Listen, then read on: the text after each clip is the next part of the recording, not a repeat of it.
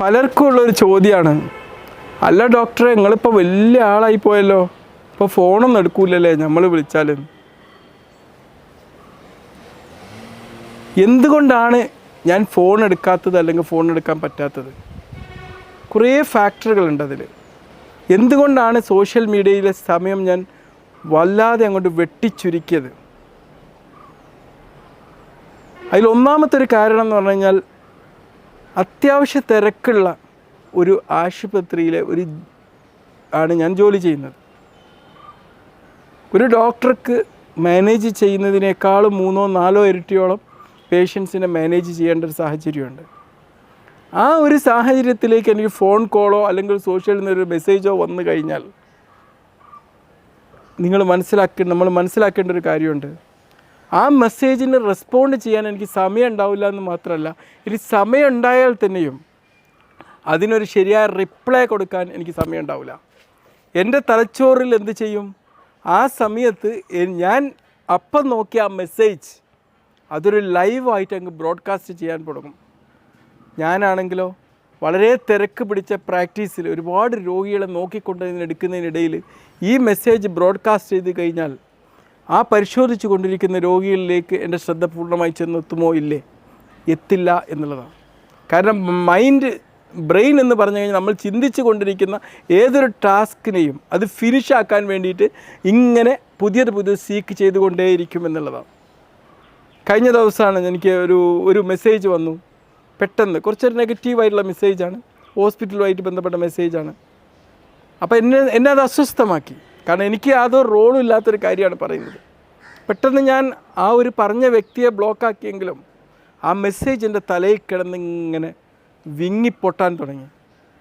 ആ മെസ്സേജും തലയിൽ വഹിച്ചുകൊണ്ട് ഞാൻ വേറെ രോഗികളെ നോക്കാൻ പോകുമ്പോഴേക്ക് എൻ്റെ തലച്ചോറിൽ ഒരു സൈഡ് നിറയെ ഇതേക്ക് ബ്രോഡ്കാസ്റ്റ് ചെയ്യുമ്പോൾ ഈ പരിശോധിക്കുന്ന രോഗിയെ നോക്കാനുള്ളൊരു കോൺസെൻട്രേഷൻ നഷ്ടപ്പെടും.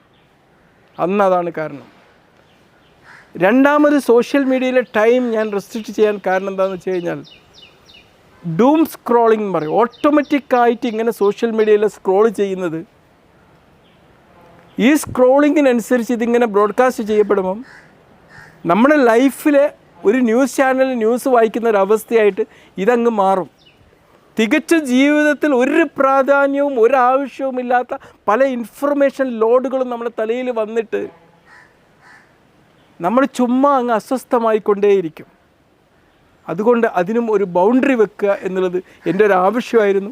ഇന്ന് ഞാനത് സാധ്യമായി. 3-ാമത്തെ ദിവസമാണ്. എനിക്ക് ഫേസ്ബുക്കിലൊക്കെ ഞാൻ യൂസ് ചെയ്യുന്ന സമയം നോക്കിയപ്പം ഏതാണ്ട് 2.25 മണിക്കൂറുകളൊക്കെ തിരക്കില്ലാത്ത നമ്മൾ പോലും ഒരുപാട് തിരക്കുള്ള ജീവിതത്തിൽ പോലും സ്പെൻഡ് ചെയ്യുന്നതുകൊണ്ടുള്ളതാണ് എനിക്ക് ഡിജിറ്റൽ വെൽബീയിങ് നോക്കിയപ്പോൾ മനസ്സിലാക്കാൻ പറ്റിയത്. അപ്പം നോക്കുമ്പോൾ ഇന്ന് ഞാൻ 45 മിനിറ്റായിട്ട് ഞാൻ അത് റെസ്ട്രിക്റ്റ് ചെയ്തു. ഇനിയും റെസ്ട്രിക്റ്റ് ചെയ്യണം. ഇനിയും അതിൻ്റെ ഒന്ന് ആലോചിച്ച് നോക്ക്. പിന്നെ അപ്പം ഞാൻ ഇന്ന് എൻ്റെ പോസ്റ്റുകളും എല്ലാം ഇട്ട് കുറച്ച് ഫോളോ അപ്പ് ഒക്കെ ചെയ്ത് പിന്നെ കുറച്ച് ഓട്ടോമാറ്റിക്കായി ഡൂം സ്ക്രോളിങ്ങിലൂടെ ഞാൻ പോയതിന് ശേഷപ്പോഴേക്ക് എനിക്കായി 45 മിനിറ്റ് പൂർത്തിയായി. ഇന്ന് എനിക്ക് ഫേസ്ബുക്ക് യൂസ് ചെയ്യാൻ സമയമല്ല. വാട്സപ്പിന് ഞാൻ 20 മിനിറ്റാണ് ഡെഡിക്കേറ്റ് ചെയ്തത്. പൊതുവേ വാട്സപ്പ് ഞാൻ അധികം യൂസ് ചെയ്യാത്ത ഒരാളാണ്. വാട്സപ്പിൽ എൻ്റെ ടൈം പൊതുവേ എനിക്ക് 10-15 മിനിറ്റ് മാത്രമേ വാട്സപ്പിൽ യൂസ് ചെയ്യാൻ വരാറുള്ളൂ. ഒരു കാലത്ത് വാട്സപ്പ് ഈ ഫേസ്ബുക്കിനേക്കാളും ഞാൻ യൂസ് ചെയ്തിരുന്നു. ആ കാലഘട്ടത്തിൽ കുറേ ഞാൻ എൻ്റെ പോസ്റ്റുകളൊക്കെ ഇങ്ങനെ ഇട്ടുകൊണ്ട് അതിൻ്റെ ഫോളോ അപ്പും അതിൻ്റെ ഇതും ഒക്കെ ആയിട്ട് നോക്കിയിരുന്ന ഒരു സമയത്ത് ചെയ്തിരുന്നു. പക്ഷേ അത് എനിക്ക് റെസ്ട്രിക്റ്റ് ചെയ്യാൻ പറ്റി. നമ്മളെപ്പോഴും മനസ്സിലാക്കേണ്ട ഒരു കാര്യമുണ്ട്, നമ്മുടെ ലൈഫിൽ ഏറ്റവും ഇമ്പോർട്ടൻ്റ് ആയിട്ടുള്ള കാര്യങ്ങളൊന്നുമല്ല ഈ സോഷ്യൽ മീഡിയയും ബ്ലോഗിങ്ങും ഒന്നും നമ്മൾ മനസ്സിലാക്കണം. ഏറ്റവും ഇമ്പോർട്ടൻ്റ് ആയിട്ടുള്ളൊരു കാര്യം നമ്മുടെ ഹെൽത്താണ്. നാം ഈ ഒരു സോഷ്യൽ മീഡിയയിൽ നോക്കണമെങ്കിൽ പോലും നമ്മുടെ ഹെൽത്ത് അവിടെ ഹെൽത്തിയായി നിൽക്കണം. നമ്മുടെ ഫിറ്റ്നസ്സാണ്, നമ്മുടെ ലേണിംഗ് ആണ്, പഠനം ആവശ്യമാണ്. അപ്പോൾ ഞാൻ പല റിസർച്ചുകളോടെ എനിക്ക് മനസ്സിലാക്കാൻ പറ്റിയത് എൻ്റെ ലൈഫിൻ്റെ ഒരു കാര്യം എന്ന് പറഞ്ഞാൽ, നമുക്ക് ഏറ്റവും സന്തോഷം നൽകുന്ന കാര്യങ്ങൾ ലേണിംഗ്, പഠനം, ഫിറ്റ്നസ് ഇതുപോലത്തെ കാര്യങ്ങളാണ്. അല്ലാണ്ട് ഈ സോഷ്യൽ മീഡിയ സ്ക്രോളിങ്ങോ അതൊന്നുമല്ല. ടൈം റെസ്ട്രിക്റ്റ് ചെയ്യുക. ആവശ്യത്തിന് മാത്രം നമ്മൾ ഏത് ഫീൽഡിലുള്ള ആൾക്കാരുടെ നോട്ടിഫിക്കേഷനാണ് വരുന്നത് എന്നൊക്കെ നമ്മൾ പ്രത്യേകം നോട്ട് ചെയ്യുക. അപ്പോൾ എന്നെ സംബന്ധിച്ചിടത്തോളം ഹെൽത്ത് കാര്യങ്ങൾ, ഫിറ്റ്നസ് കാര്യങ്ങൾ, മ്യൂസിക് ഇതുപോലത്തെ കാര്യങ്ങളൊക്കെ എനിക്കിഷ്ടം. അത് മാത്രം നമ്മളോട് വരുന്നത്. ഇതിനിടയിൽ കൂടി ഒരുപാട് പൊളിറ്റിക്കൽ കാര്യങ്ങളൊക്കെ വന്നു ചേരുമ്പം നമ്മൾ ആവശ്യമില്ലാത്ത കാര്യങ്ങളിലോട്ട് അങ്ങ് പോകും. അതുകൊണ്ട് പിന്നീട് നമുക്കത് ആവശ്യം ഉണ്ടാവില്ല. ലോകത്ത് നടക്കുന്ന എല്ലാ കാര്യങ്ങളും നമ്മൾ അറിയണം എന്നുള്ള ഒരു നിർബന്ധം നമുക്കില്ല. എന്ത് കാര്യങ്ങൾ സംഭവിച്ചാലും ഏറ്റവും സ്വസ്ഥതയുള്ള ജീവിതം നയിക്കുക എന്നുള്ളത് നമ്മുടെ ആവശ്യം. ഇതൊക്കെയാണ് എൻ്റെ ഈ ഒരു സോഷ്യൽ മീഡിയയിലും ഫോൺ കോളുകളും എടുക്കുന്നതിന് മുമ്പിലൊക്കെ ഉള്ള മാനദണ്ഡങ്ങൾ, ക്രൈറ്റീരിയകൾ. ഞാൻ പറഞ്ഞ എന്തെങ്കിലും കാര്യത്തിൽ നിന്ന് എന്തെങ്കിലും ഇൻഫർമേഷൻ നിങ്ങൾക്ക് ഉപകാരപ്പെടുമെങ്കിൽ അത് നിങ്ങൾ അപ്ലൈ ചെയ്യുക. ഓക്കെ.